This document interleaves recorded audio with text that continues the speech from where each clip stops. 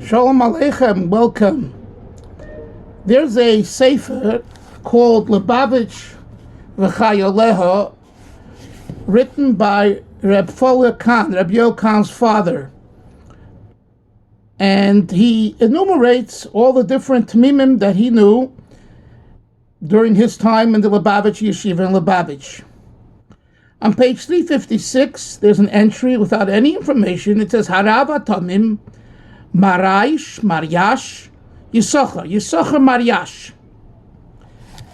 And we have no idea who this is, but I heard recently from Reb Zalman Sirota, from Moscow originally. He met this person once, somewhere in Russia. I forget exactly what city now. And he told me what he told him, how he came to be a Tamim in Lubavitch. He was actually older than the Tamimim. He was not eligible to be a Tamim to learn in the yeshiva because he was older.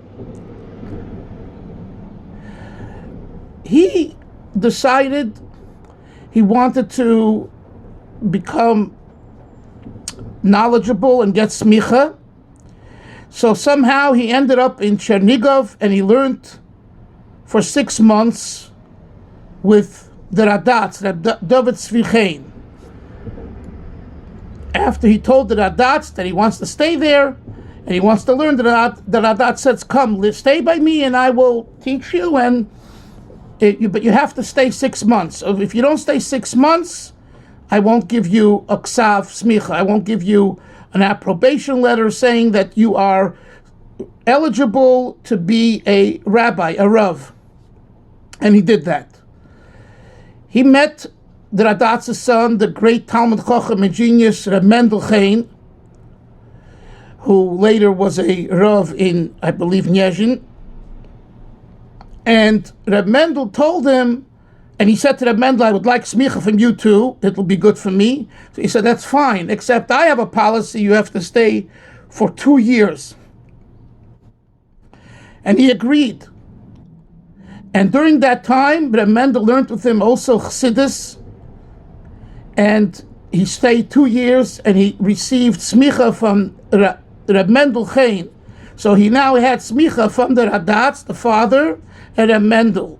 And trust me, having smicha from these two people, you could become the rav of any shul anywhere in the world. These were two geniuses, two very respectable people. And if you had a ksav smicha from them, you were good to go. I'm telling you the story because the punchline comes at the end, which is something we don't want to hear about many times, but we have to know about it too. And that is the importance of listening to a Rebbe. And if we don't listen to a Rebbe, there are consequences. He came to the yeshiva with an endorsement letter from Mendel Chain that they should accept him in Lubavitch.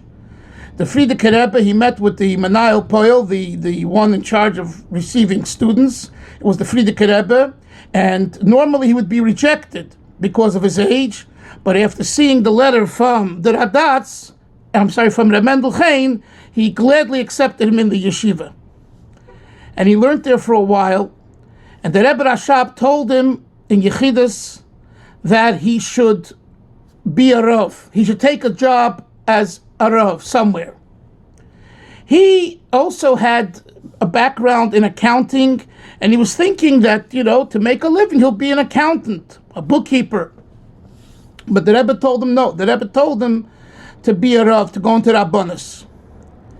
There are other stories with him. While he was in Lubavitch, he was such a big Talmud Chacham that once the Chont Shabbos was outside of the Rebbe Rashab's room, and it toppled over, and the Rashab asked him what to do, and he gave the psak. So he was someone that was respected once he was already in Lubavitch. He went from here to there, he told Zalman, and he was a rav a little bit here, a rav a little bit there, but at the end of the day, he couldn't make a parnasa from it, and he took a job in bookkeeping, and he left the Rabbanis. He had a son, and that son did not continue in the ways of the father, in the frum ways. Communism got to him, And the father always said, and he told this to Zalman, that he feels that the reason why his son was OTD in today's language, off the derech, in other words, he wasn't frum, it was because he did not listen at the end of the day to the Rebbe Rashab, who told him to stay in the Rabbanus. He later came to Eretz Yisrael, and Rabbi Yankel Landau, who knew him from Lubavitch, took care of him, put him into an old age home, and he passed on over there. That's one story I remind myself. Another story I remind myself of, without the names, of course, is someone who had Yechidus without a Rebbe, and he had a difficulty in Parnasa, and the Rebbe said to him he should ask Mendel the Soldier. That's Mendel Greenbaum, the father of the Greenbaum family, the Chabad Greenbaum family.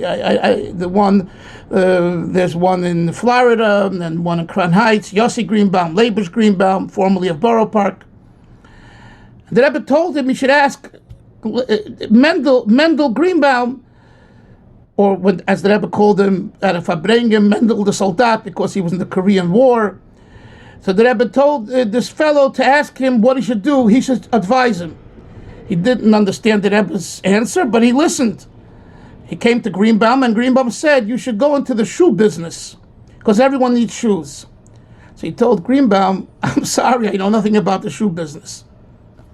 Okay. He went back, he had Yechidus, and he told the Rebbe, and the Rebbe said, no, what should I do? This is what I believe he knows about business, and he gave you advice, and listen to him. Push come to shove, he did not do what Mendel said, because he felt he was incapable, and he had a very difficult life after. My dear friends, it's an uncomfortable thing to speak about and to hear about. But before a person writes to the Rebbe, or goes to the Rebbe, or asks the Rebbe, they need to be ready as a chassid, if you're a chassid, to listen. It might not be what you want to hear, but it's the right thing. And if you're not ready or willing to follow, don't ask, don't say, and don't talk. Let us hope that we have the sense, the common sense, the right attitude, that when we hear and we have an opportunity to follow and listen to a Rebbe's advice, whatever it is, we should do it, because it's only for our betterment and goodness.